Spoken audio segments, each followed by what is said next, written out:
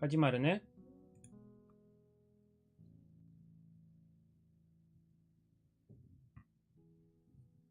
OK。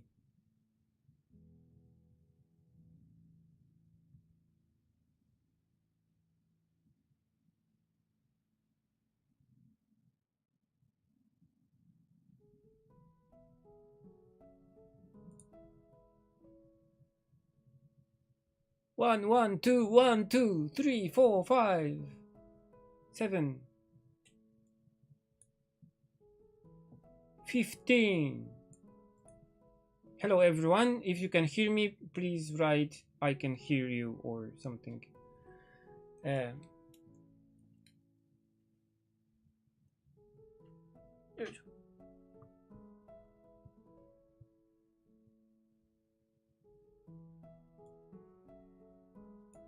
okay, and we will switch to the camera and switch. Hi everyone. Welcome to this month's Q&A. I'm sorry that it's different than the usual planned hour, but because we are going away with Kana for more than 2 weeks, and we are kind of busy doing all kinds of preparations for the trip, we are meeting our family in Poland. I'm kind of busy, and as you can see, I didn't have my proper shave yet. I have to do it before going to Poland, and I have to do something with my hair too. But yeah, I am kind of in between projects right now because we finished the Carolina animation and all the things. But yeah, okay. First, hello everyone. I'm really happy that you can join this Q&A session. I have a lot of questions from you. I will first do a really short introduction about the status of things that are right now, and then I'll answer your questions. And I have some, I think, nice answers from you because I got some really nice questions that I really can answer about. Okay, I'll just check the sound. Seems okay. All right, so I can begin. So first, the Carolina animation. As you know, the Carolina animation is already online, so you can see it and watch it, and a lot of you have already watched it. So I'm really happy that you have seen the animation and the comments you gave and all those kinds of things. This project was really long. It took the this half of year to finish, and I'm really happy that we managed to finish it. There are like three versions of this animation. The short two ones will be displayed as TV commercials, but because we don't have a TV, we can't really see it. So I only saw it on YouTube, and there is the full version, the 3 minutes version that you already probably saw on YouTube also. And I also did like posters and all kinds of stuff, but this is already finished. And the second thing that is finished that I'm really happy about, I don't know if you have seen it or not, is the website. I have been working on a new version on my website, and this idea of new website, I had it for some time already, and I was really happy because one of you helped me making the like bone structure of the website and setting it up on GitHub, so I'm not dependent anymore on Adobe, because I was using for a long time the Adobe My Portfolio thing, which is the part of the Adobe Creative Cloud solution. And I was kind of happy about it because all the works that I upload to Behance are automatically posted to my website, and it works kind of seamlessly, and it's okay, it's nice, you can configure it more or less, and it looks like a portfolio.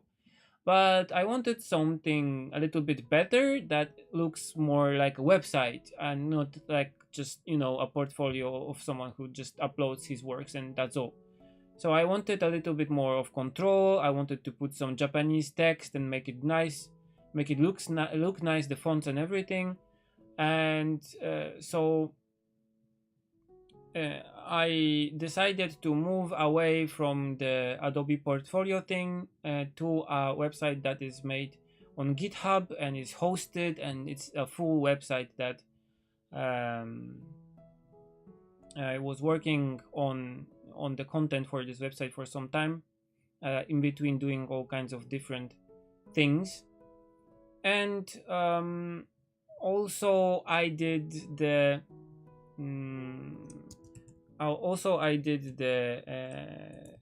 Yuragi manga. So I finished all the pages of Yuragi manga. All the colors are done, and I'm really happy that I managed to finish it. I just have to look up one thing. So I was really happy that I finished the manga. I still have to edit all the pages. I mean, the files are already done, but I have to put in the text.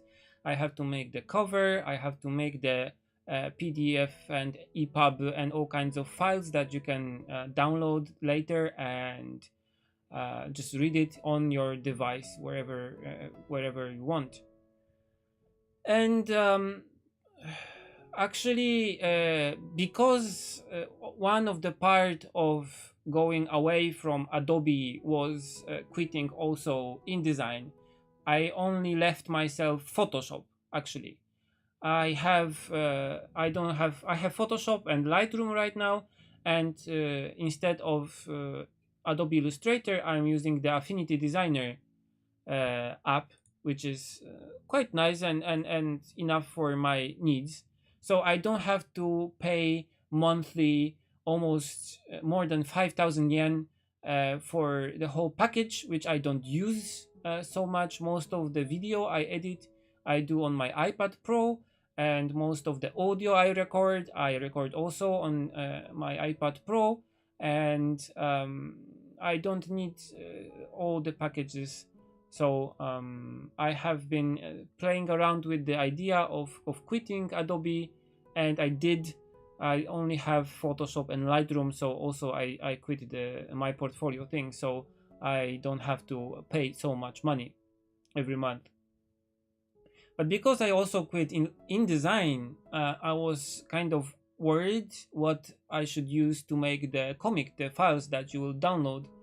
But in the end, I decided to use the software that is in Mac, the standard software that comes with the Mac, which is Pages, which is surprisingly capable of doing what I wanted to do. And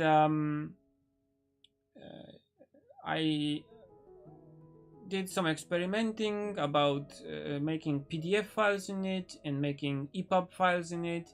So I think that I can make it well enough in Pages that I can just sell it online for you. I think Adobe should be more flexible with their plans. I mean, even if I buy the whole package, it's not that I'm using all the software all the time. I bought it because I was working in the animation industry, and sometimes I just needed Adobe After Effects or Premiere to do some of my movie animation things, or so just open some files. And it was alright while I was working, and I had a monthly salary that was coming from the company. So I was like, okay, I can pay 5,000 yen to have my peace of mind. But now it's like, okay, I'm using Photoshop almost every day because I do my scanning and my editing of my scans, and I put stuff putting stuff on the internet, and I use it for painting and doing all kinds of stuff. But now I'm using all my applications that I have on iPad to do my sketching, to do my text editing, to do my video and audio. So I was like, when was the last time I was using After Effects? And it was like, I can't remember actually. So I don't know. And the worst thing that was that I had the yearly plan, so I had the yearly plan because it was cheaper, but I managed to switch it just to the photo plan, so I have only Photoshop and Lightroom, and that's all I need, because I use Lightroom to manage my photo collection of my reference photos, and I use Photoshop every day, so I'm like, okay, this is the thing that I will use. And actually, I bought the Affinity Designer, which is like 6,000 yen in Japan, which is $60, I think, which is really cheap, and it's a powerful enough software for me. And for audio editing, I got Cubase Lite Edition with the new recorder I bought recently, because the old recorder I was using died on me, so I bought a new one. I will show you if I can find it. Yes, it's here.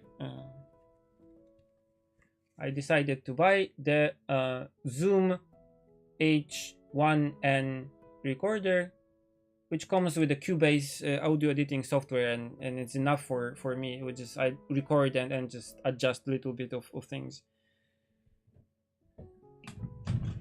Okay, and by the way, the person that helped me make my new website is one of you, so he's also a Patreon supporter. His name is Travis, and he said that if you want a new website, contact him here. And I'm really grateful, because he did it like pro bono with no profit, just oh, I want to help you make a new website. And I was like, oh yeah, why? I wanted a new website because I wanted to free myself from the Adobe clause of doom and 5,000 yens per month. So I was really happy that he helped me with all the technical details of making the website. I still need to put more Japanese text, but Kana is still busy doing her stuff.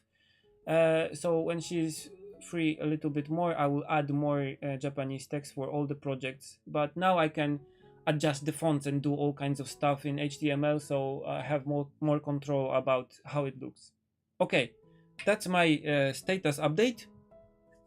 And I wanted to show you a little bit of things because we are going with Kana for a trip, also to visit family, but not only. And we want to do some sketching and drawing and painting while we are away. So we were completing our sketch watercolor sets to take with us. So I can show you my small watercolor set that I have and I will use on the trip. Okay, so first I have a water container, which is made by Holbein, and it's a nice water container because you can make it bigger, which is a nice little trick, and it's light and it has a handle. It's not the best thing, but it's nice, and it gets smaller. I have a cloth, and I have my brush case, which is an old watercolor case of Reeves watercolors.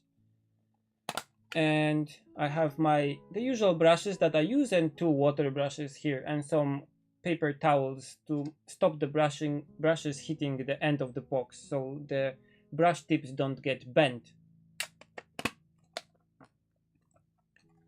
And I have my watercolor set, which is this small box and has a lot of rubber, how do you call it, rubber rings on it. And this opens like this. It has paper here so I can test colors. It has some paper towels, and it has only 12 colors. All of them are Holbein, and some of them are mixes. The greens and the yellow is a mix of colors that I pre-mixed for myself, just from other colors. This is based a little bit on the Hayao Miyazaki's watercolor set. The greens are the same ones that I showed you in the watercolor set by Hayao Miyazaki in the video. But other than this, there are really standard colors, like one yellow ochre, burnt umber, burnt sienna, I think, 2 reds, It looks more orange here, but it's a red actually. And 3 blues and a violet color here, mineral violet. So the colors look like this. I don't know if you can see it when they are painted. And this is my set for outside painting. And as the paper goes, I'll be using this Watson sketch pad thing. It's not big, but the paper is 240 grams, so it's really nice paper for painting. I was going to use the Hanemure sketchbook, watercolor sketchbook, which I was testing in one of the live transmissions recently on YouTube, but after testing it, I thought, okay, it has 40 pages and it's nice, but the paper quality is not so good because it's kind of similar to the Moleskine watercolor sketchbooks. I will not paint 40 pieces, probably more like 4. So I can take a pad like this, which has less pages. Obviously, it has, I think, 20 pages or something like that. Not 20. 1, 2, 3, 4, 5, 6, 7, 8, 9, 10, 11, 12. 14 pages. But that's enough for me on this trip, so okay. And also I'm taking this kind of really small and usual, just with no lines, just a notebook for sketching with pencil and pen. And this is my set. I have for the pens, if you are curious, I have the Pigma marker, Pigma multiliner, which is 0.4. I have one mechanical pencil, which is 0.5, and B leads inside. This is one made by Rotring. I have a pen. I have a 3 Plus Staedtler fine liner gray, which is nice for adding some lines on top of watercolors. I have my second mechanical pencil, which has red leads inside, which is nice for sketching, so later I can paint over the sketch without erasing it. And that's it. I have a eraser and mono eraser, and that's it. And I have my Lamy, how do you call it, fountain pen, yes, which I got from Kana, and I'm really happy about it. It's the metal one, which I'm really happy about. Okay. And Kana is also making some watercolors, probably. So she made a custom watercolor set also, which is in the small Winsor and Newton sketchbox, you know really well probably. But inside she replaced the student grade watercolors with her own choice of Winsor and Newton watercolors, and this one is like Holbein gray, I think. So this is also her kind of custom set of some colors that she chose from the ones we have at our house. So a small set, really nice for painting. And she also takes some brushes, so she put the color chart here where the brush usually is. Okay, so that's it about my stuff. I will answer your questions. Dun, dun, dun, dun. And I have your questions here.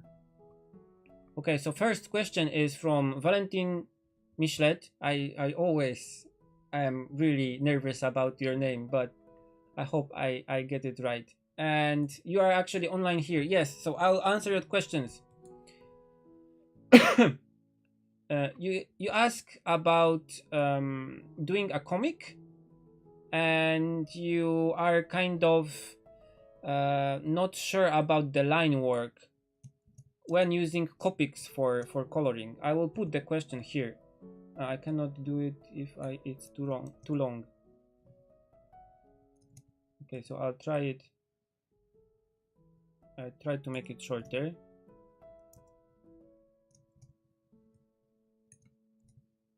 In 3 parts. Yay. Okay. So he is wondering about the technique, what he should use to do lines for the comic. He plans quite a big thing, 250 pages. So this is really big thing. And he is wondering about inking. Should it be technical pen, nib, brush pen, or whatever, soft lead pencil like Atelier Sento does, and like I did in Yuragi. So I can show you one thing. I got it ready especially for this purpose. Excuse my clicking here. I will show you my screen thing. Okay, where is it? Pre-production, analog test. When I was starting doing the Yuragi comic, I did some test of my technique. So I wanted to know how I should do the lines. I had the same problem as you have, so I did not know what should I do with my lines. So I decided to take the page I already had like sketched and draw it in various things. For example, here I have one frame that was the lines were done with Copic multiliner. So as you can see, the lines are kind of more controlled and straight, but kind of boring a little bit. And I can paint with watercolors on top of those lines, so that is really nice if it comes to efficiency. So because you just do the lines, do the watercolors on top of it, and you can scan it. And this pen is also a Copic proof, so you can paint with Copics on top of the lines also, and it won't bleed. So the second panel was done with waterproof ink with a brush, just a small brush from Winsor & Newton. I think it was the Series 7. And I like the expressiveness of the line, but I'm not really good with a brush, with inking with a brush.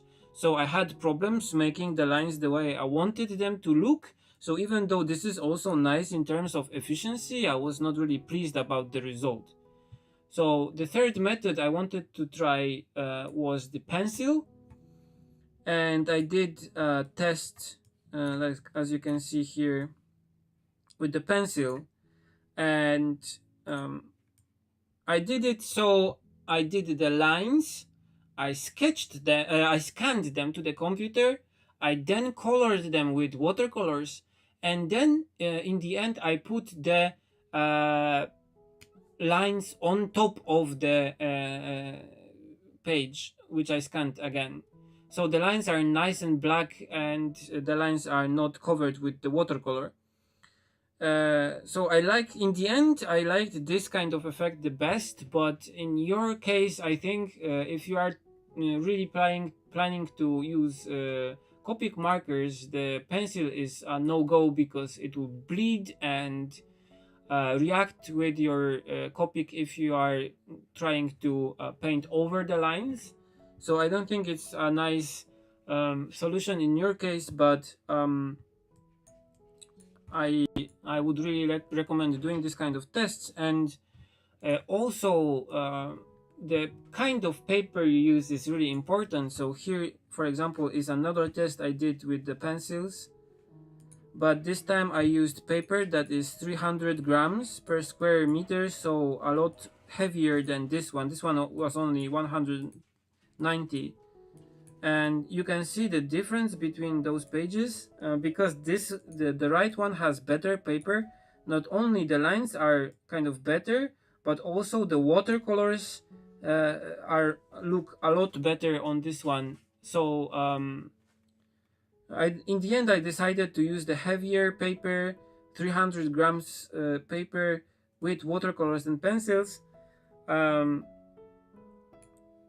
Using technical pens is also a nice thing because you can put nice waterproof ink in it, I would recommend the Rotring ink because I used it a lot for the Tokyo Storyfront series, and it does not bleed, and it's really really black and waterproof. So I recommend it. But the problem is that the line will have a really uniform look because there is no pressure sensitivity in technical pens. The one more thing that you could do is use nibs like Japanese comic artists do.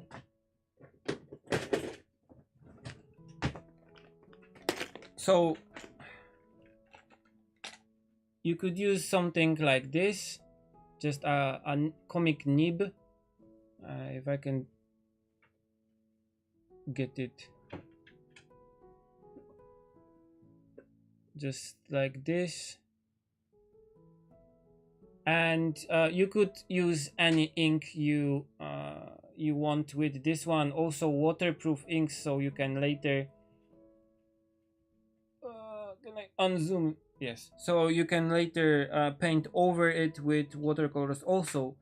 And I really like those kind of nibs. You can make buy a lot of kinds, lot of shapes, lot of makers that make ones that have thicker line, thinner line, more line variability, less line variability, and it's really good for watercolors. It for comic.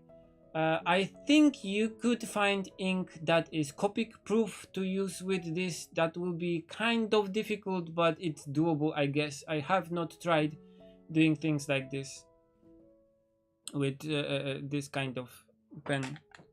So in the end, I would recommend doing a lot of tests and just checking what works for you. If it's a long project like this, yeah, like the paper is also really important, especially with copics which are really weird in terms of paper, because they work really well on like smooth paper that is not really thick. But you could also use the Copic paper. They have specialty papers like more thick Copic paper, and one that you can use for comics. There's that's really difficult and long process. Yes, you can also like put lines on top of the Copic colors that you did. So that's one thing you can do. I really like. I will show you one more thing.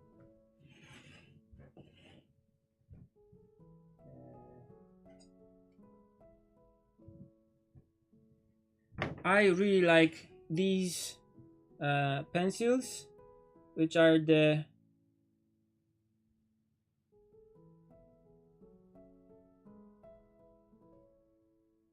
Stettler Mars Lumograph pencils, which are really nice and really black because they work more like a color pencil than regular pencils. They have a kind of different thing uh, going for in them because they work more like color pencils. They are more oily and they make really black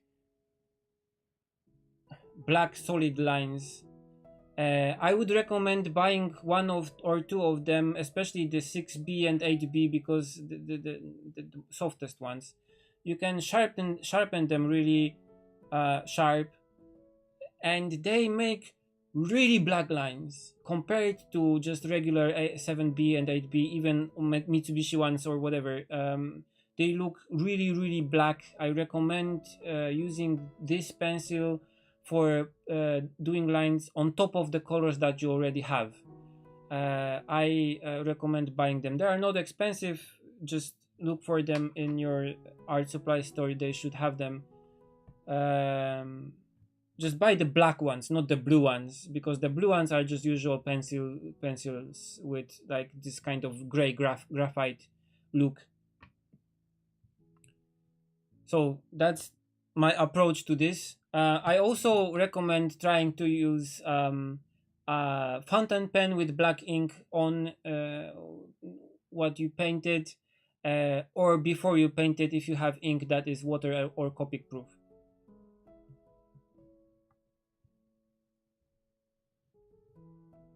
Okay. That is a weird kind of question, because it's more like you have to try a lot of things and just see what works for you. I did a lot of tests before I started doing Yuragi, and I'm happy that I done them, because I had the way of doing decided and just could follow through, I think. Hi to everyone.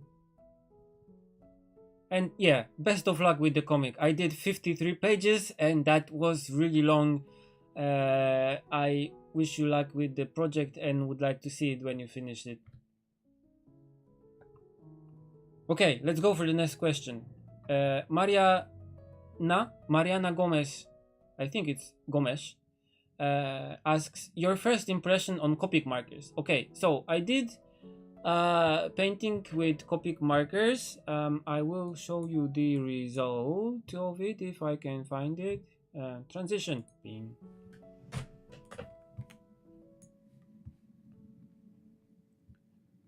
Okay, so this is it. And let's make it smaller a little bit. Okay, so I did this with Copic markers, and I used only like I think 12 or 15 colors on this.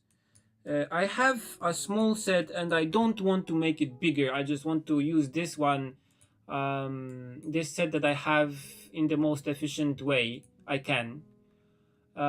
So I decided to do this kind of more graphic approach in painting this, and I have a video process of doing this, and I will upload it soon because it's already edited and on YouTube actually, but I want to put it while I'm on the vacation, so you can watch something while I'm not here.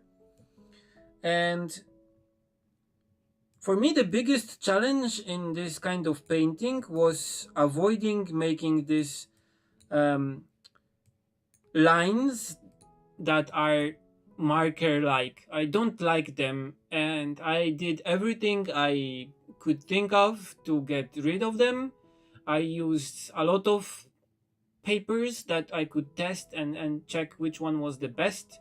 And in the end, actually, I ended up using this just a business sketchbook. This one has a Ghibli sticker, so that's not regularly on them. But this is just a business kind of memo note with no lines. And I like this paper a lot, actually. And it worked surprisingly well with the Copic markers, better than the official Copic paper that I got in the Copic shop in Tokyo.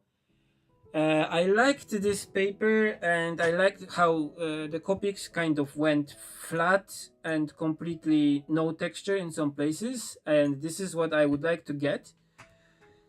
I liked the fact that I can layer them and make some colors that I don't have from the colors that I do. So this is a great plus for me. It's something I'm used to do.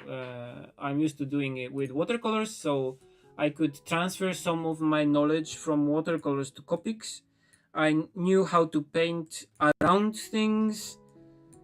I used my tracing table with this painting, so I did a sketch. I put it underneath the paper, and I painted over it with Copics. So that's why I have no lines here. Yeah, I know. I'm kind of aware that you have to saturate the paper, but from the kind of books and guides that I found on the internet and just in the bookstores, they said just to do this kind of circular movement and try to saturate the paper as much as you can. but I think it's good for like characters and small areas. And when you have like a huge piece of paper, which is like a sky or whatever, uh, that's kind of difficult. And but yeah, I would have to try saturating the paper more and making it more kind of uniform. And this is more what I would like to try in the next one. But overall, um, overall, I really liked this process. I really like that I could do this kind of color illustration with only like markers, just few markers that I have, and I don't need any water and brushes or paper and towels and all kinds of stuff. So maybe this is also a nice thing to do some sketches outside. Maybe just I don't have to bother with taking all this kind of stuff with me, and it's kind of cleaner and safer. This is of course, but yeah, this is a tool that I would like to use more and try to do some more with it, especially that I saw on the internet. If I search for um, painting of how do you call it, backgrounds with Copics, or nature with Copics, or a cityscape with Copics, there's not so much people that are doing that. So I would like to try some of this and maybe find some interesting approaches on painting like scenery with Copics, without lines, maybe, so more watercolory kind of approach. Hey, no, hey, welcome. So I liked it, but it's kind of addictive. I'm really prone to buying supplies, so when I go to the official uh, store of the maker of Copics that we have in Tokyo, and there's like a wall of Copics, and I'm like, oh, the colors, I want them, this one and this one. But so I decided to kind of limit myself to just a small group of colors. So I have this set here, and I added recently just one more gray color. But that is all more or less what I have. And because I have only those colors here, I can buy all the replacement inks for them, so I don't have the situation that I'm painting something and I'm out of ink. So because this is a small set, I can buy all the replacement inks and just use them a lot on big pictures and be kind of safe with this. So yeah, I like it, and I would like to try more when I have a little bit of time to do. Okay, next question. By the way, if you have any questions, just ask them in the chat. Also, you can ask if you have any questions, or if you want me to talk more about anything that I'm talking about. So yeah. Okay, so next questions are from Didier Clerc. And the first question is, what do you think about the DIY wood box that you did for watercolors after using it several times? I have it here.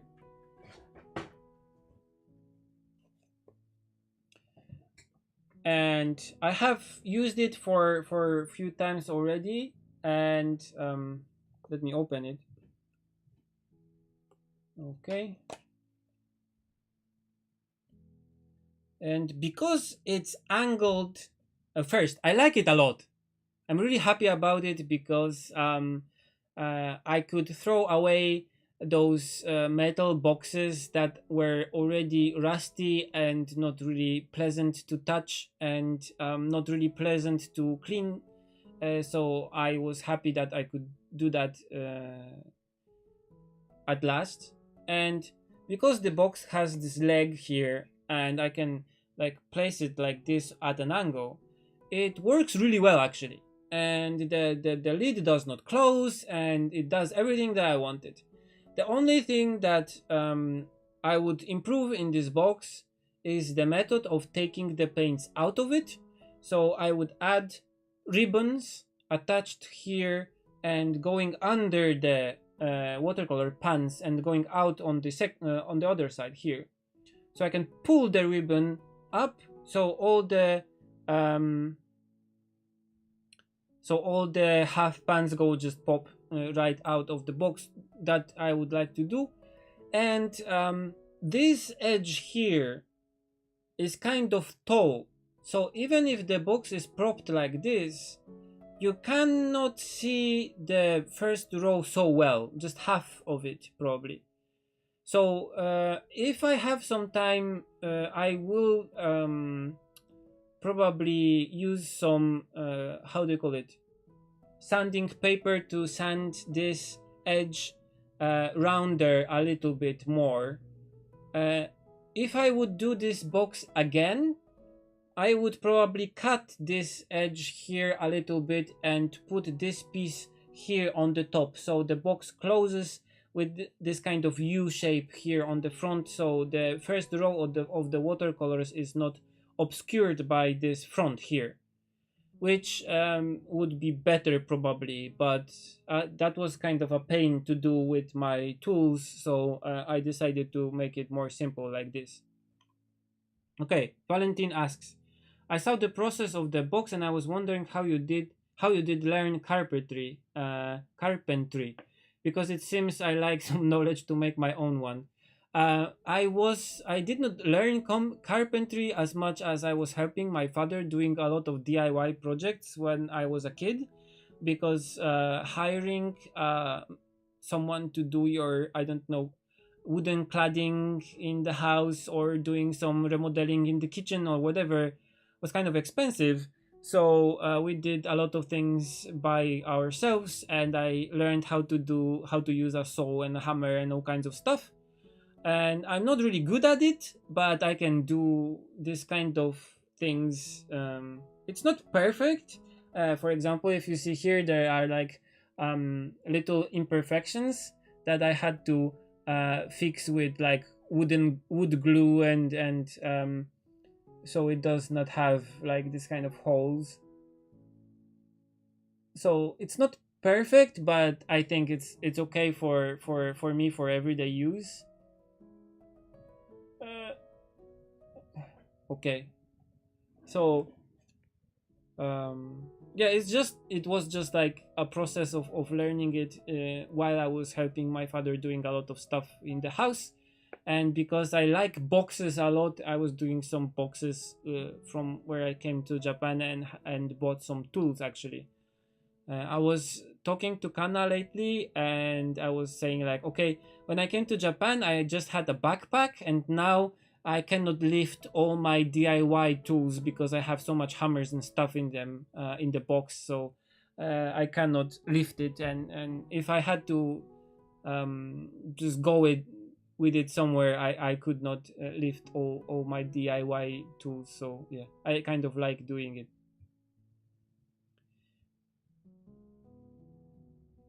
Ah, yeah, putting a porcelain mixing area would be really nice for a box like this. I know that some Schminke boxes, watercolor boxes, have the mixing like porcelain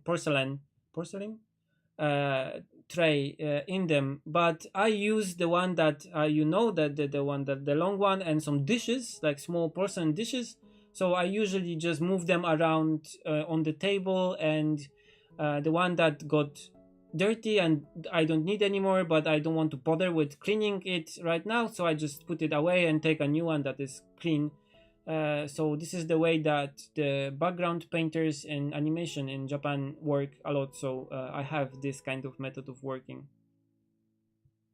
Would you consider selling these boxes? They are fantastic. Thank you. And yes, I would like to make a collaboration with a studio that makes this kind of boxes, and just make them, allow them to make this design. So I will have to search for a place like this. I think this is a nice idea. I haven't seen a watercolor box that you can use like this, except of really expensive like metal palettes. So I think having a nice studio box that can hold, for example, 30 or 40 paints would be nice, especially the angle. I really like the idea. Actually, that was Kana's idea to make the leg so the box is at an angle. I really like it, so I would like to be able to share this kind of experience. Okay, next. Uh, Next question from Didier Clerc. Recently, I got interested in gouache. I read that gouache is like the opaque watercolor. And do you have any experience with gouache? Actually, yes. The paint that we use in painting, how do you call it? Backgrounds for animation is really similar to gouache. It's the poster colors, and they are really similar to gouache in terms of like consistency, and they are not waterproof when dry and opaque. They are cheaper, so they use cheaper probably pigments, and they are not so powerfully colorful.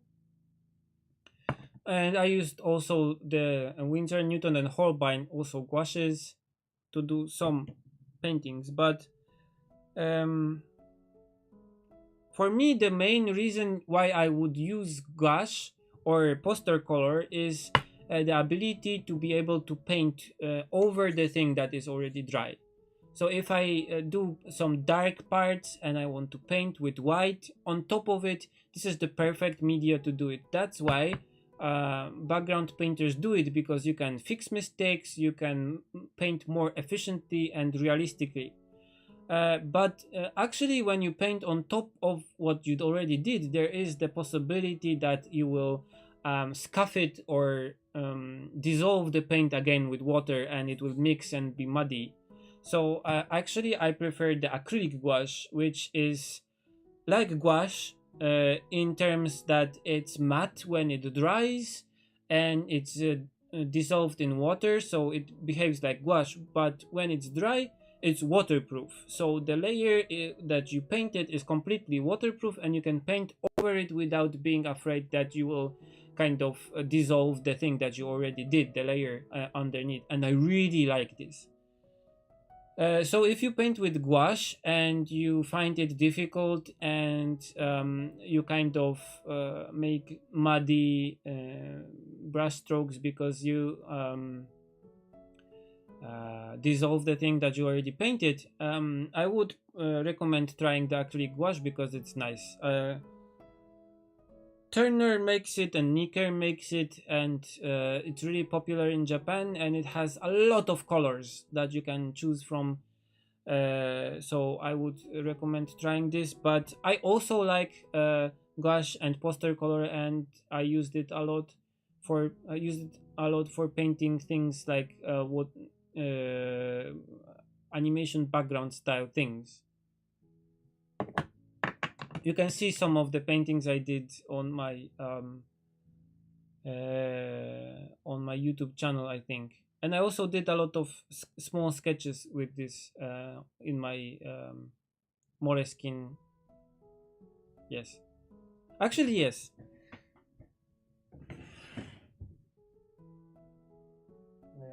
Where is it? Where is it?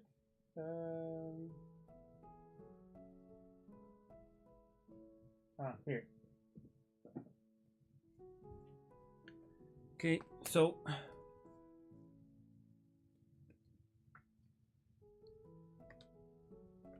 for example, this kind of thing.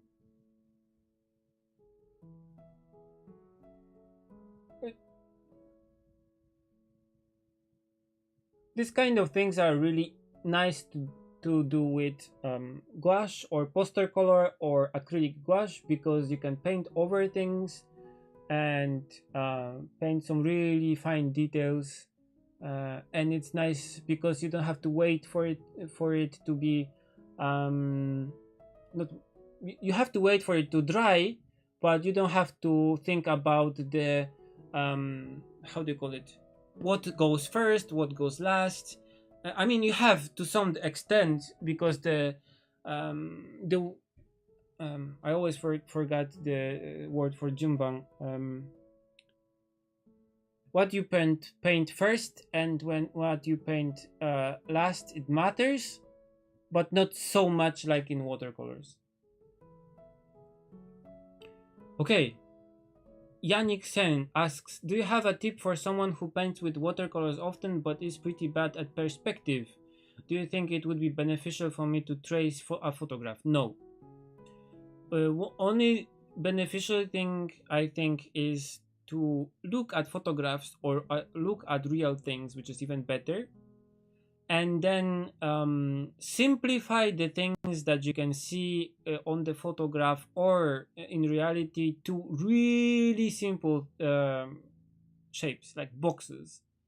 So if you see a car, simplify it to a box, one box, just 1 to 6 sides, and try to put it like in perspective. Try to draw it in perspective, and then you can extrapolate from that shape to add details. And I use this technique a lot actually. Uh, if you can learn from online tutorials or from books how to draw boxes in perspective, you are only one step from being a master of perspective, because the only one more thing that you have to know is how to put boxes on boxes or boxes into boxes. And if you have those two things, you can do almost anything. There are some curves and like really complex shapes that you have to kind of learn how to simulate. But if you can really nicely draw boxes in perspective that are on the right shape and the right perspective, like dimensions, then you can do a lot of things. So I would recommend simplifying things to boxes and trying to draw them in perspective. Based on photos you can, and based on reality also is better actually, because you can look at things from different angles and see how they look from different perspectives, and then choose the best one that you like for practice, which is good, which is better actually. Okay, next question from Didier Clerc. You just finished working on the Susume Carolina animation movie. I think it was first for you to realize an animation involving so many watercoloring. Yes. Any feedback regarding this? Do you plan to go more in this direction? It was a pain, because not because of the amount of the watercolors I have to do. That was, of course, a problem because I had to do 40-50 watercolors. But the problem was that some of them were. I have to zoom more, probably. The problem is that there were a few problems with it. First, you have to remember that this is an animation, so the camera moves in some cuts. So you have to make a background that is 2-4 times bigger than a usual painting that you would do, because the camera has to move. Also, when you have to make characters go into a building for behind something, or something stands in the way, you have to paint it separately on separate piece of paper. That is a pain to do with watercolors. It's really easy to do digitally, but with watercolors it's really important. It's really how do you call it, difficult. That's why animators that paint backgrounds by hand use these poster colors or acrylic gouache to do those elements of the backgrounds that have to be painted separately on like plastic film, because they can put the plastic film on the background that they already painted and then add the things that have to be separate, like trees or something that stands in front of the characters. But with watercolors, you cannot do it. You cannot paint on plastic film. So you have to paint on separate pieces of paper and then put it together in Photoshop, and then it's kind of pain to edit, and so on and so on. And also the second problem was that there was no one to help me, because even the professional studios that do backgrounds for animation, they don't paint with watercolors. They even though they paint by hand, because there are still places that make backgrounds by hand, they don't paint with watercolors. They paint with acrylic gouache, or like gouache, or Nikkei poster colors. So the style is different. I had to kind of do a lot of explaining how it should be done. I had to do some paintings before they started doing their paintings, so they could base their style on what I did. So the process was kind of convoluted, and I don't know if the project was bigger than this one. Probably I would quit doing the backgrounds with watercolors. I would still love to do what backgrounds by hand.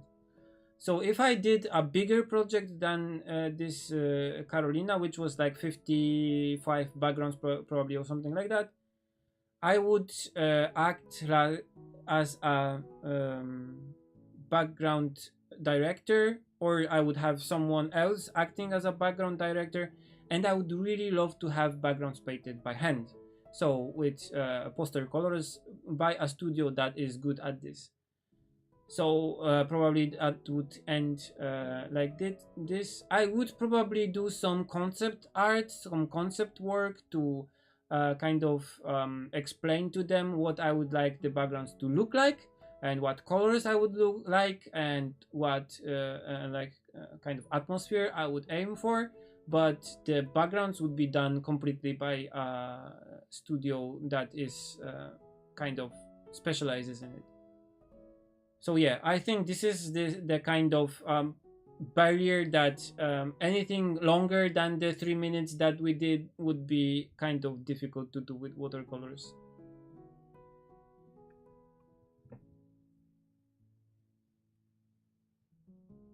Okay.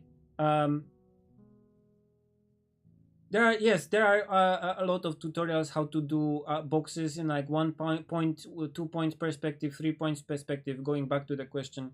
So just if you have some books, just one book is enough to learn this, because most of them show the like basics in the same thing.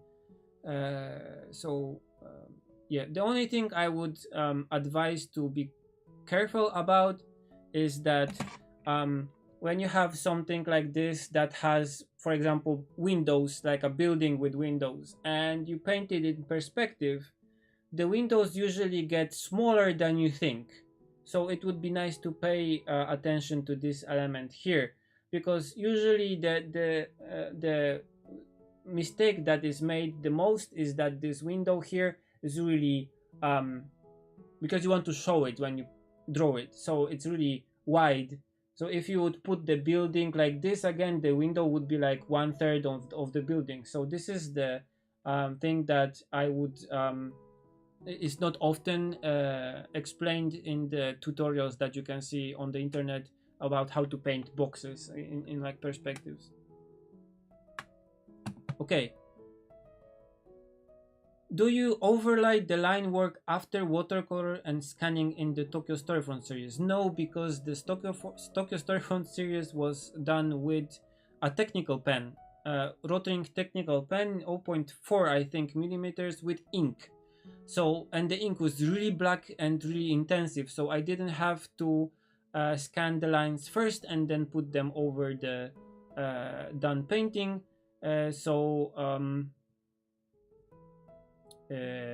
How do you call it? So I just scanned it once and that was enough. This was done consciously on my behalf, so I didn't have to scan it twice and do kinds of Photoshop magic on the pictures too much, because I had a lot of paintings to do, and I wanted the style to be consistent, and I wanted it to look nice. So yes, that was efficiency and style. I liked how it looked like with the black lines from the Rapidograph from the technical pen. Okay. Trail says, sorry could not attend Q&A. Don't worry, listen to it later and watch it later. It will be here for you when you have time. Next question from Didier. You were talking about your learning curve recently, and it looks like you were looking for something new to improve. Did you find a way to progress? Yes. I'm still going to be doing my watercolors. I did like this shop watercolor that I will make a video on and will post online. So this is the most standard thing I was doing, and I do it more again still. But if you look closer, it has no black lines. So I'm experimenting a little bit with this kind of approach with no lines, with lines only done with really thin brush with actually gouache. So this is a new thing that I'm trying out. You will see a lot of my beard in this episode. I'm sorry. So I'm trying modifying the way I work so I'm kind of refreshed and it's not boring anymore. But also I want to try new things, completely new things. So that's why I'm trying Copics. I will try some new software on my iPad I got from the makers of the software. I tried the watercolor pencils that you can see on my YouTube in one of the videos. I want to try characters. So probably I will be doing an illustration series with character or characters, and also for the project that we have with Kana, which is called the City of Waves. Also there will be some characters, mostly designed and drawn by Kana, but maybe I will do some also. But I want to do more characters, like sketches of characters and drawings of characters and paintings of characters, to get better at this, because this is one of the things that I can do but I'm not really confident at. And trying to do a thing that you are not confident at better and more is the best thing to get out of this kind of flat end of the curve. But I want to use the knowledge that I already have in painting scenery with watercolors and poster colors and digitally. So I'm using this knowledge in the new things that I'm trying. So even though I'm doing Copic markers, I'm doing scenery with it, and I'm doing buildings, so things that I know how to do. So I'm kind of building on top of the curve. I'm using pencils, which I'm not really good at, and I'm using watercolor pencils, which are a new tool for me. But I'm doing scenery and I'm doing buildings, so things that I know. So I'm kind of again building on top of the curve. And even if I will be doing characters, I will be doing characters at a scene, so the background also. So it will be not like this kind of character art that you can see a lot on, like, I don't know, Pixiv or whatever, that has only the character with a pose and that's it. But I would like to do scenes like you have seen in the Yokohama series that I did. So there's a character, but it's a painting with a background also. So I'm building on the knowledge of how to paint backgrounds and how to do scenery, while adding new elements, so I can learn, so I can build on top of the curve. We will see how it goes. I will be doing more of those kind of bloggy kind of articles on Patreon. This will be also a nice exercise for me in doing characters, because I want to do some more of the dog character sketches that will accompany the articles. So yeah.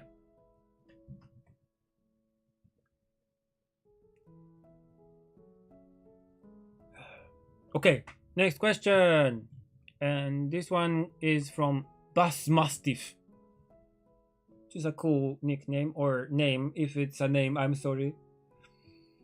I don't really know which ones of those are names or nicknames. You don't seem to use a straight edge in your drawings, which results in imperfect lines. Yes. I personally enjoy this aspect of your work. Thank you. I think it gives a more natural look and feel. What was the reason for this decision? Okay, I'll copy the question here.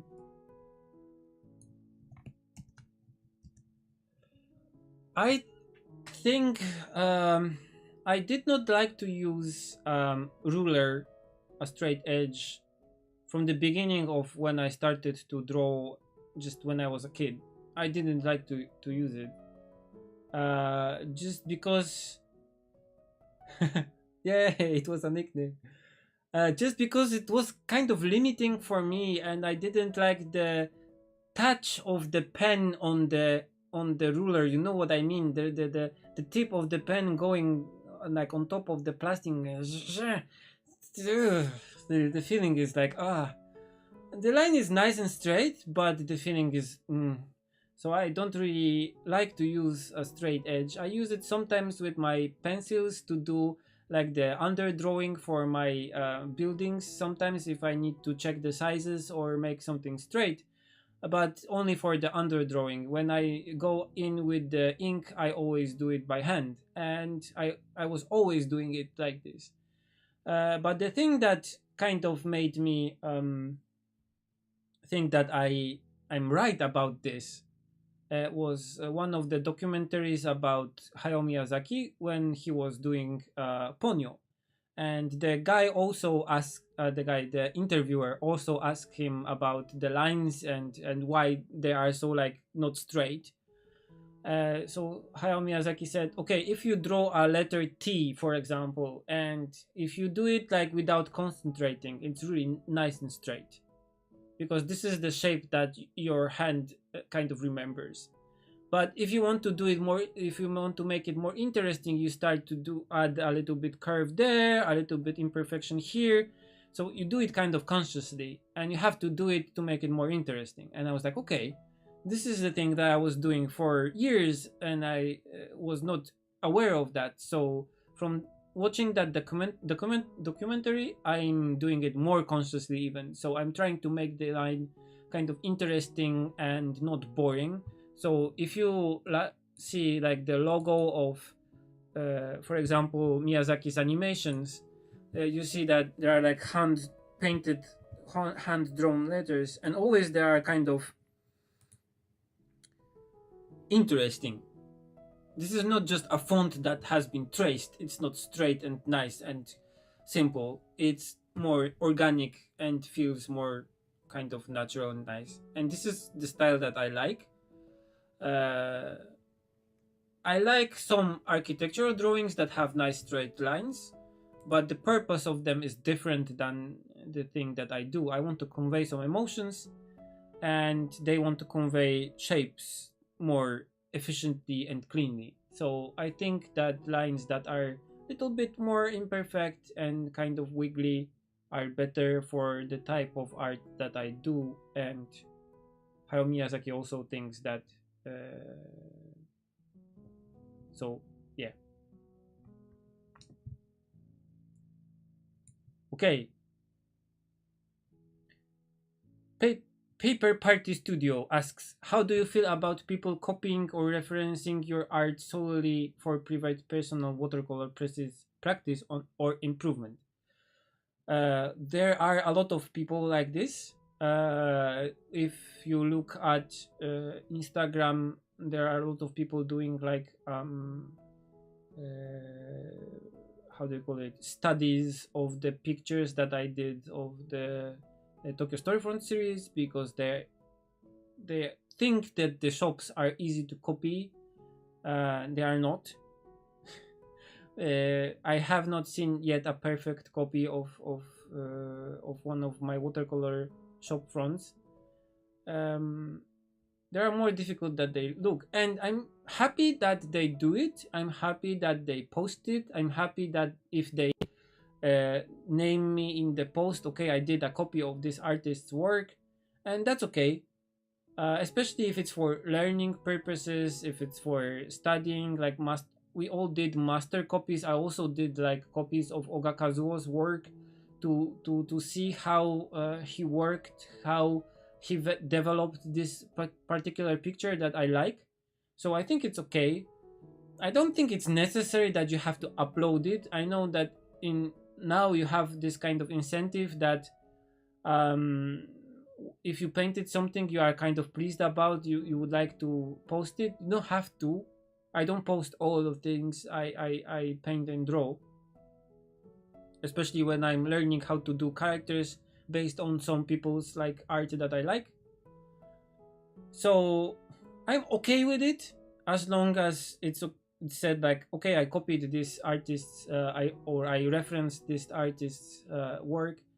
I'm more happy about some more creative things like, okay, I like his style and I will do a shop that I have seen on I don't know, one of my walks in Berlin or whatever.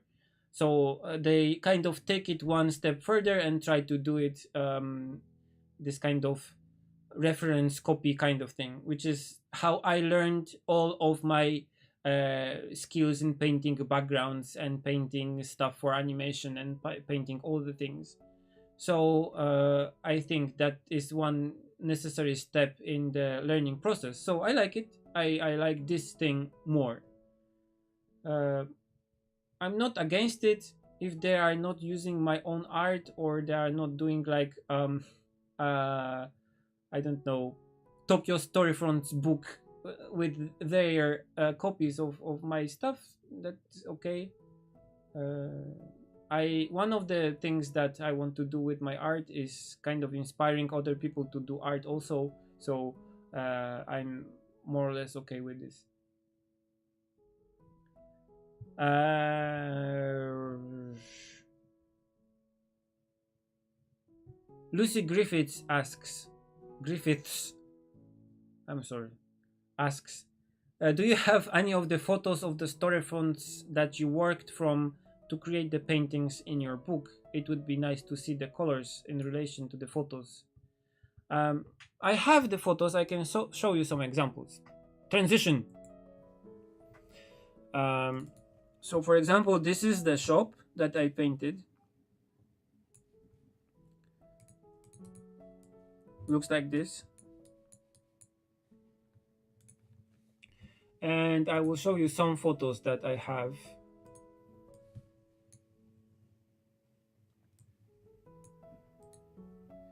My hard disk is okay. So these are the photos we took at the location hunting, and usually it's, if I can, I would take a picture of the shop from top to bottom, just one picture. But sometimes it's the street is really narrow or the sidewalk is really narrow, and I just cannot take one picture that shows me the whole shop front. So I have to do this kind of magic and then kind of paint a picture using this reference. So I take a lot of pictures from different angles. I try to uh, make a photo of all the details that I find kind of interesting, and I try to have the whole shop in my photo. So I have the top, and I have the sides, and I have the middle, the window. But usually, if I can, I take the whole picture, just one picture from top to bottom, so I can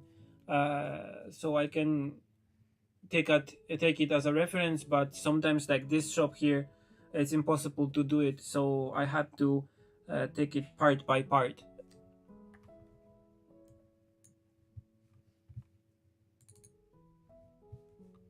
And again, this is the shop I painted in the end.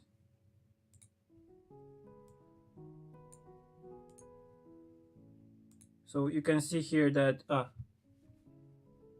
yeah, if I minimize it, it will disappear.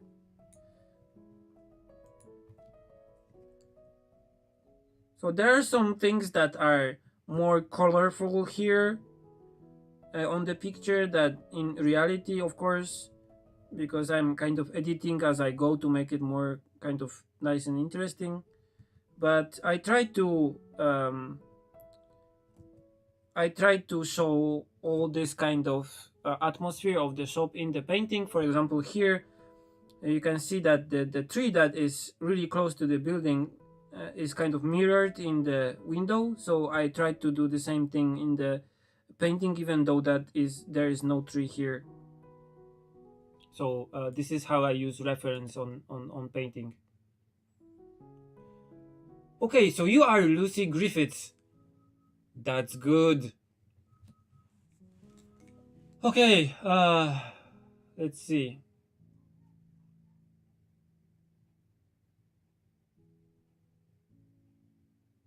Yes, when you visit Japan, take a lot of photos. Japan is kind of photogenic. Painting photos is really nice. Question: when I visit Japan, can we go to a cafe together? Probably not, but only because there are a lot of people that would like to go to cafes with me, and I get this kind of let's meet requests really often. And if I responded to one, I would feel bad to all those people that I did not respond to. So usually I don't. I'm not so sociable. I'm sorry.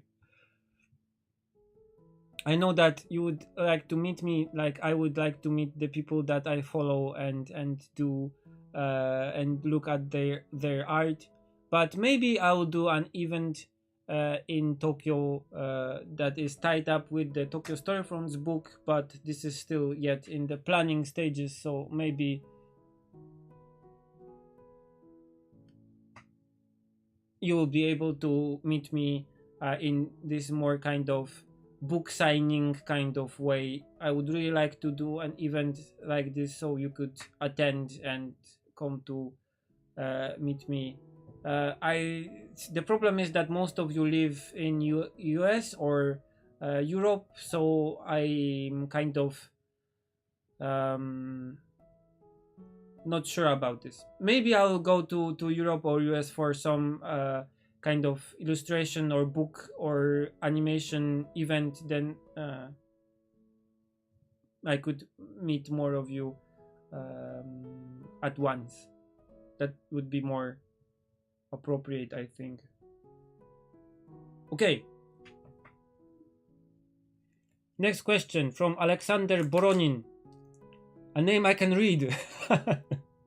Watching your tutorials, I hardly understand how strongly you press the brush. There is either too dense or too transparent, the watercolor. I don't press the brush so hard. I can find a brush here.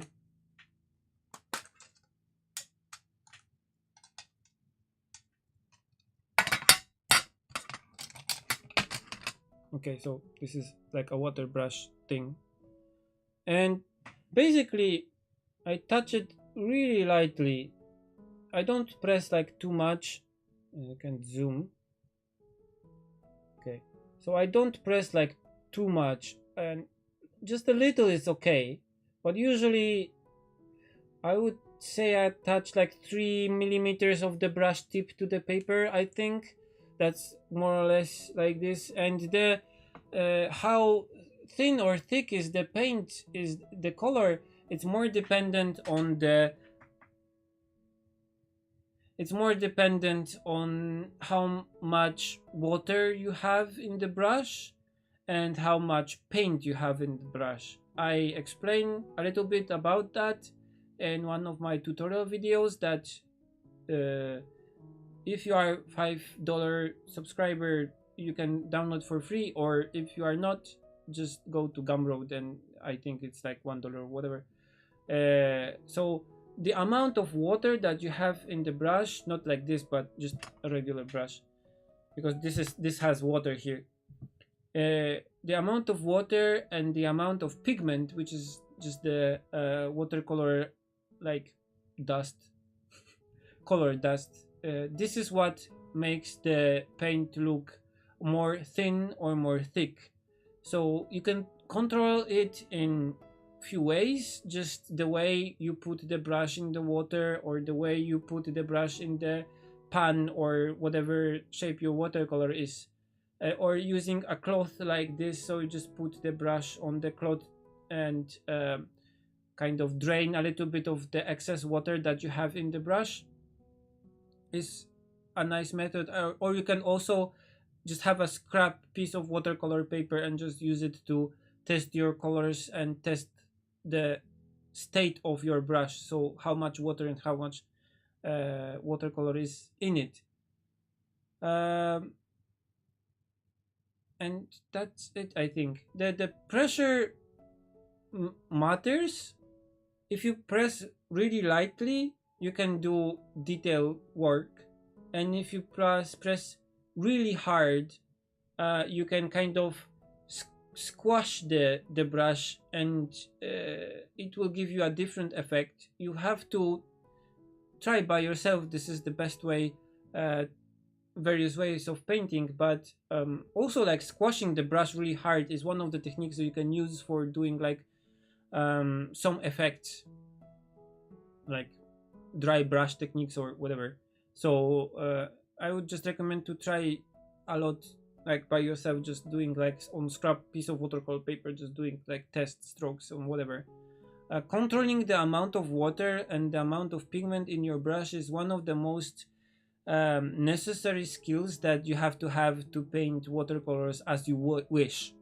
So not good or bad, it's just getting the effect that you are aiming for. It's really important to have this ability to control the amount of water and pigment in your brush. I will be doing more tutorials. I now have time to do it because I finished most of the bigger projects I was working on. I just have to finish Yuragi the comic to make it like in a comic so I can show it to you, but I finished most of the big things. And I want to expand the series of the basic watercolor usage tutorials to at least 10 videos, so I have most of the basic watercolor usage there covered, so I can point you to those videos if you have any of the basic questions about using watercolors. I will be starting a new big project with Kana, and also another big project that will occupy me probably the second half of this year and into the next year. I have some meetings about books soon after I come back to Japan from our small vacation, so there will be interesting things happening. But the thing that I want to how do you call it, not amplify, but for me it's very important, is to say that because of your support on Patreon and because of the monthly support that I can get from you, I can avoid making all those commissions that come to me and that I don't want to do, because they are kind of not interesting for you to see and not interesting for me to do as an art thing. They are not really nice, and because sorry, and because of your support, I'm able to do all kinds of YouTube videos and all kinds of paintings that are for you. And if we go above the $1,000 thing on Patreon, as I wrote in the Patreon goals, I will be making one video per month exclusively for Patreon, based on what you would like to see.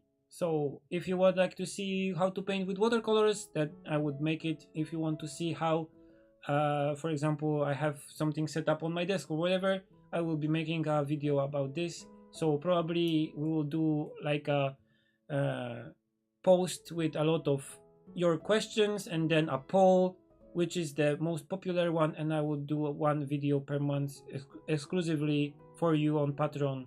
If we go above the $1,000 mark, which we are close actually, because we went above 800, which is really I'm sorry, my voice is going.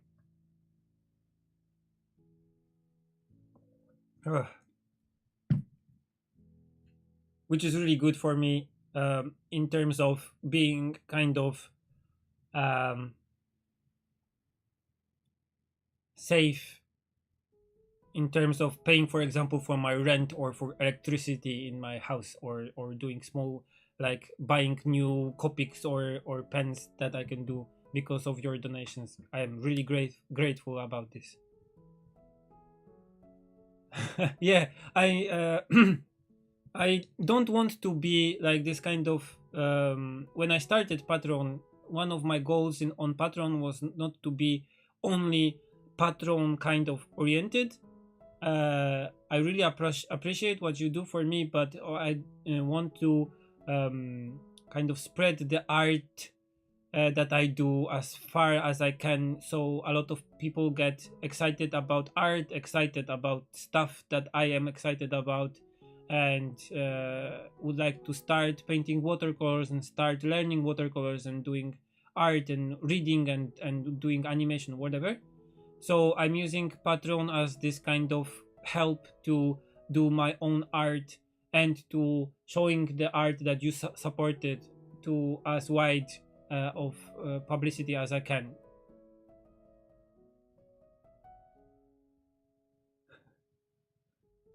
Yes, I will, like Scrooge McQuatch. I don't know if you know about the duck that has a lot of money. Okay, my voice is going, so probably we will finish it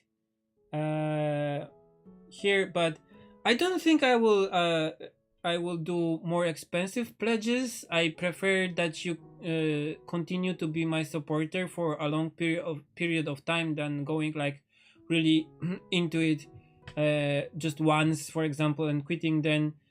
So probably I'll leave it like this, but the further we go, the more content you will have as a bonus for your pledges. For example, probably in like 2 months or something, I will finish the Yuragi comic, which will be probably about $10 to buy. But those of you who are in the second tier will have it just for free with like dedication inside for like helping me and all kinds of things like this. So uh, the more the further we go, the more things there will be. For example, new watercolor tutorials that usually you would have to pay like $1 or whatever on Gumroad, and if you are a Patreon supporter, you would be able to download it for free also. So this is this kind of thinking that I would like to do, not making more steps, but doing longer thing that is better for me because I can do longer kind of projects. If I want to do a book, I want to have this kind of longer support from you, so I can do 50, 60 pictures while I'm doing no commissions and doing having money from nowhere else. So this is this kind of goal. Okay, again, thank you for coming. I have some emails that came in between this, so I will look them at them later, and maybe if there are some new questions, I'll do them next month. I will probably be again in Japan at the end of next month, so we will do a new Q&A session there, and maybe I'll do some nice sketches with the tools I showed you while I'm away. So I'll do a nice scan of them and I'll upload them to Patreon also. Okay. Thank you for coming, and thank you for supporting me again on Patreon, which I'm really grateful for. And see you in the next Q&A session. Thank you again. Okay, see you in the next one. Bye. And now to stop this live streaming, I'm pressing stop.